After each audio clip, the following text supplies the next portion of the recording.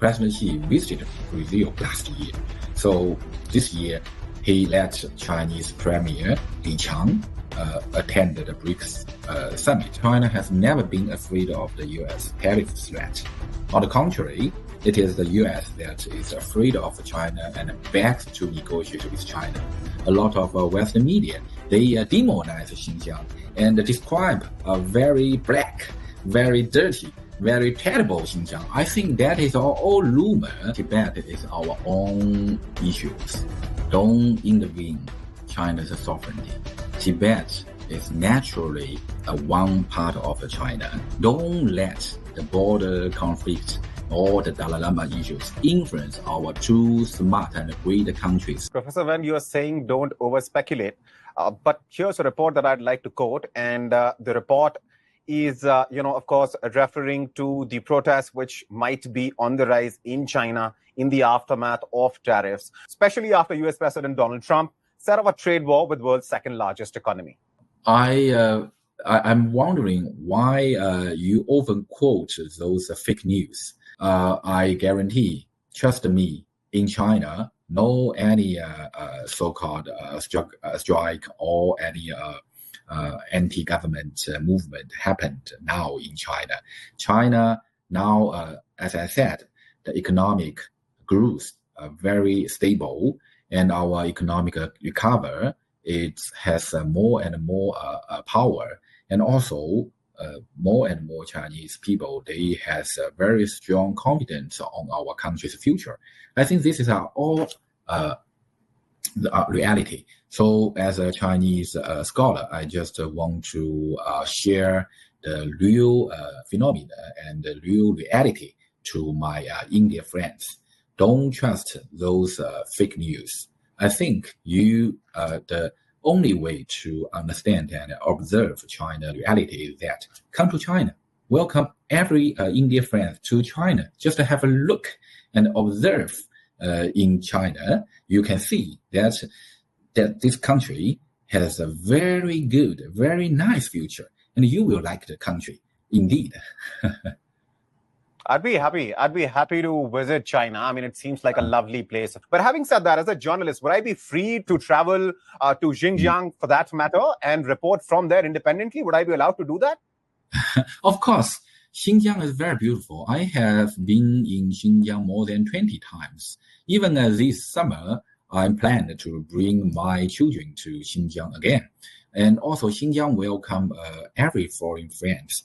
But I admit that in the maybe 5 or 6 years ago, a lot of Western media, they demonize Xinjiang and describe a very black, very dirty, very terrible Xinjiang. I think that is all rumor, all fake news. So I think nowadays, if you come to Xinjiang, if you come to China, I guarantee they are welcome you. Welcome every foreign country.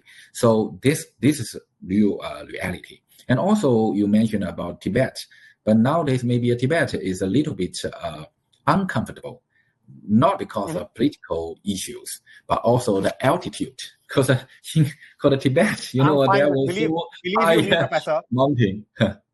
Believe you me, Professor, I'm absolutely fine with altitude. I'd love to visit Tibet and report from there independently. So welcome you. If you are in Beijing or come to China, I can coordinate. Maybe I can accompany with you to Tibet again. I have been in Tibet for more than maybe about five times. So I think this is a very amazing, mysterious place. So I love Tibet very much. So also I like to accompany with Indian friend to visit Tibet again. So, Professor Wen, the reason I asked you that question, if I'd be allowed to report from inside China independently, is because just in 2020, 18 journalists, from various publications, including New York Times, Washington Post, and Wall Street Journal, were expelled, and several others were denied visa renewals. I think it's very normal because as even Indian government will do such a policy against those fake news journalists. A lot of Western media, they even demonize India. which led the Indian government to dislike those media, those journalists. As I mentioned that in the past 10 or past 20 years, there are a lot of the Western media journalists. They demonize Xinjiang. They publish so many negative news about Xinjiang, about China. And on the other hand, that is since 2018, President Trump 1.0 term launched a trade war, high-tech war, even a visa war to China. And U.S. government canceled a lot of Chinese journalists and scholars' visa. So as a countermeasure, China did such a policy against Western journalists, especially the U.S. Media journalists. They can China government cancel their visa. I think this is a very normal. It's a normal policy against those bad persons. So I think this is a basic power and a basic right as a sovereignty states. So this is a mutual countermeasure. So I think, please, my Indian friends, we has mutual respect. Imagine if a lot of Western media, they often criticize India, often demonize India. I believe that India government will have such a policy. 2023, Anshuman Mishra of Prasar Bharati and Anand Krishnan of The Hindu were informed that their visas will not be renewed. And KJM Verma, who was the last Indian journalist in China of Press Trust of India, was asked to leave Beijing by the end of the month. Yes, I feel very regret and feel very pity about our two country relationship. Not only the journalist relationship, but also, there are no direct flights between China and India, and the Chinese companies are investing less and less in India, and there are almost no India company investing in China. I think I feel very disappointed about our to a bilateral relationship. And there is also a very little personnel exchange between China and India. I have twice lunch opportunity face by face with your ambassador in Beijing, and I applied the India visa. And before the 2020, I have been in India 3 times. I love India very much. And I said that China and India should learn each other. But after I applied twice to India ambassador in India embassy in Beijing, but I felt, even for me, I have no any time to no any opportunity to visit India again. I think it's a very pity for me, and also very regret to our bilateral relationship. In terms of my understanding that in India, there are no any Chinese journalists. I think this is a very unnormal for two great countries with a total population of nearly 3 billion. So I think I hope that both China and India need to reflect. Those things which you were talking about, which are missing in the bilateral exchange between India and China, whose fault is that? This is very complicated, I think. I think before the 2018, our two country the relationship, recovered gradually. But after 2018 and 2019, of 2019, 2019, the border conflict, our bilateral relationship become worse and worse. This is a very pity. But 2019, the border conflict started, which was, of course, started by China. Would you say in that case, China is at fault? These are very professional issues. I think if we should talking about those issues, we can debate one day, one night, or longer. I think those issues belong to those professional person to debate. We are not inside person. I think those are diplomats or security person can discuss about that. I just want to say that China and India, those VVIP person, could be calmed down and don't let such a very small issues to influence our bilateral relation recovery. Both of us are all very great country. We have a broad future. We need to big vision to do the broad future, and don't let those small issues such as border issues to influence our big strategic relationship. So this is our strategy. I hope our friendly India friends can do that way. Moving on, I want to circle back to BRICS and, of course, the conspicuous by absence, President Xi's absence at the summit, and talk for a little bit about, was it the impact and effect of Donald Trump's, this animosity towards BRICS that he now has been talking about for a while, and of course has talked about tariffs? No. Actually, I think, as I said, that China has never been afraid of the U.S. tariff threat. Actually, since 2018, China has huge countermeasures to the U.S. tariff war. And we can see in the past 7 years, China totally won the tariff war. Even you can see that 7 years ago, U.S. side deter the Huawei company. But in the past 7 years, Huawei company didn't die. On the contrary, Huawei's value, developed much bigger than before, right? So even the U.S., use the whole country's power deter Chinese company, U.S. failed. How about China, a country?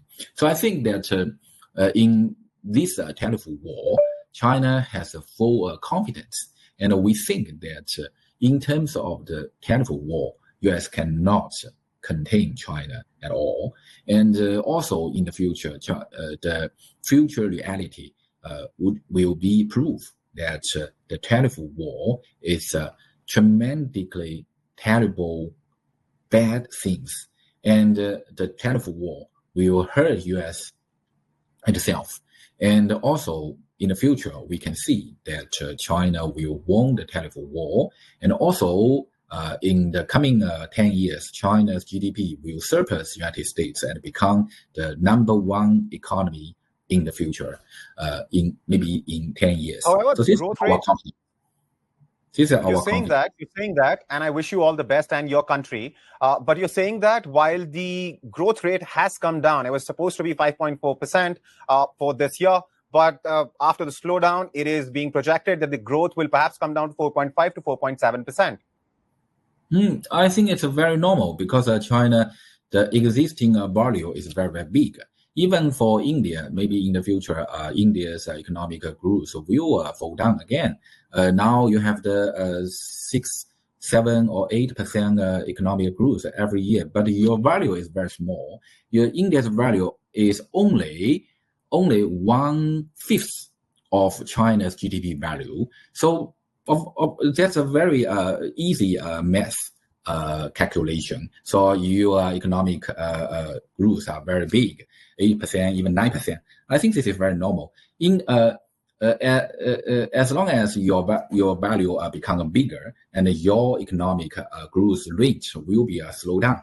But even that, China have the 5% economic growth, but every year the adding value of the GDP is equal to Turkey total value, or even every 3 years, China's adding GDP value is equal to a UK total GDP value annually. So I think this is a very easy calculation.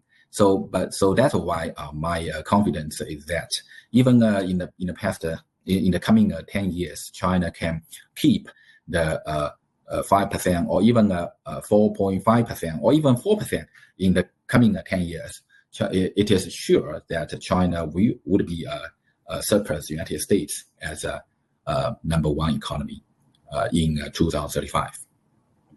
Sure. While you say that, there is a World Bank report which suggests that the growth in GDP and the numbers there are not connected to job growth.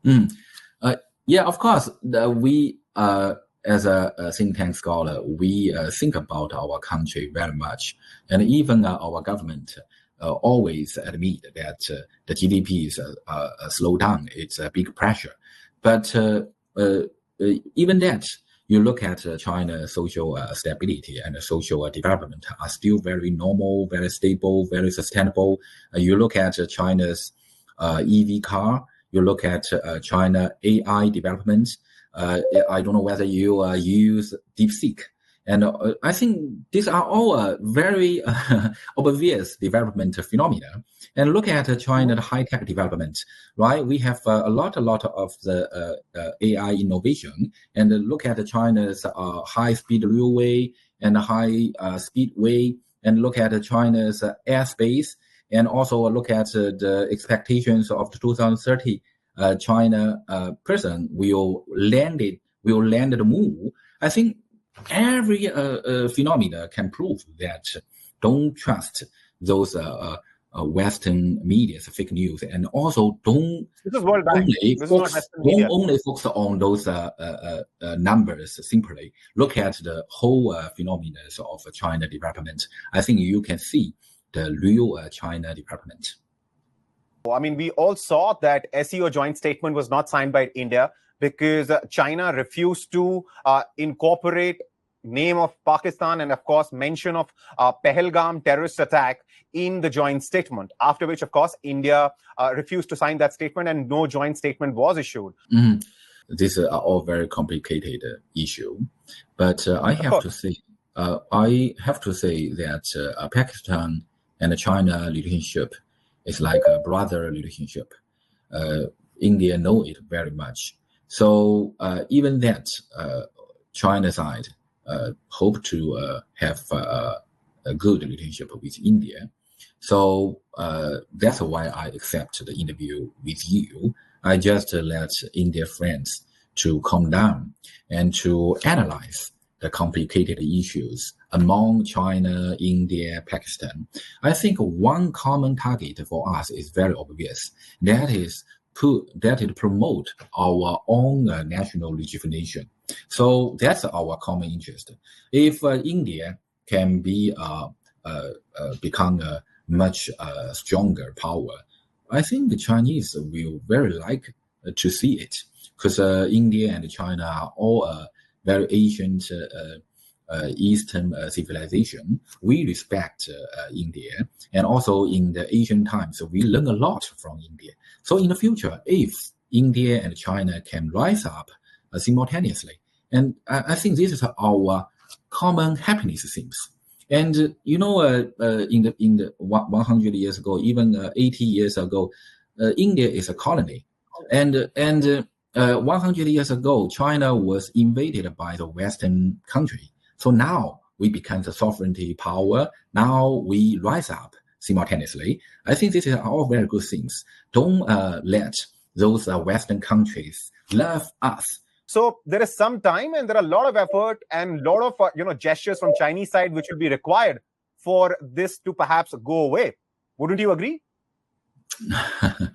As I said about border conflict, that is very professional issues. Both of us has no enough knowledge and information to judge about it. You just want to know a Chinese scholar's opinion about the BRICS, about China's policy. But you now often focus on the border conflict. I think this is a wrong direction that will influence your job. I think this is the same logic for our two countries' relationship. Our two countries' relationship has a much wider cooperation fields to do. So don't let the border conflict influence our much wider cooperation. So I think that's what I said. The border conflict is very, very professional issues. Let those professional to judge that, and let us just do our own cooperation issue. Just focus on our cooperation. Now I accept your interview. That's our cooperation. So if you always do that, debate those border conflict, so that will broken our cooperation. What do you think of the Chinese position and what the Dalai Lama said? China's policy is very obvious. That Tibet is our own issues. Don't intervene China's sovereignty. Tibet is naturally one part of China. So Dalai Lama is a bad person. Dalai Lama want to separate China. I think this is obvious. Bad person. Yes. A man who's non-violent, He's a living bad person. in the mountains somewhere He's in a bad India. person. He's a separatist. In China, in China government, in China law, he broken the China's law, and also he broken the China's unification. I think this is all very obvious. So in India, use the Dalai Lama, play the Dalai Lama card. I think this is very dangerous. Remember it. And as in sum, China respect India, and let's do much wider issues. Don't let the border conflict or the Dalai Lama issues influence our two smart and great countries. Wherein India and China have a massive deficit. And the deficit is in favor of China, which means the trade imbalance between India and China is in favor of China. One point I agree with you very obviously, that is a deficit. Why you have the deficit? Because China's manufacturing is much stronger than India. So your mission is that development the India very quickly, much stronger than before. So I have been in India 3 times. I know India have very few high-speed railway, very few high-speed way, very few subway. India's infrastructure are very bad, but even that, I still have very full confidence on India's future. So let's do it. India need China's help, and of course, China need India's cooperation. So nowadays, it's very obvious that let's show our friendly to each other. Don't let those small issues influence our cooperation and friendship. This is very important. So let do those bigger issues and stand together, smile each other, and show our friendship. Then we will solve those sensitive issues gradually. I still think and trust that China and India, we should have a much better friendship and relationship. So if that, both of us will have more interest, more much better future. That's my opinion. That's why I accept your interview. Just want to show my friendship to my Indian friends. Thank you. Thank you for accepting the request, Professor, of course. Thank you for having me. Thank you.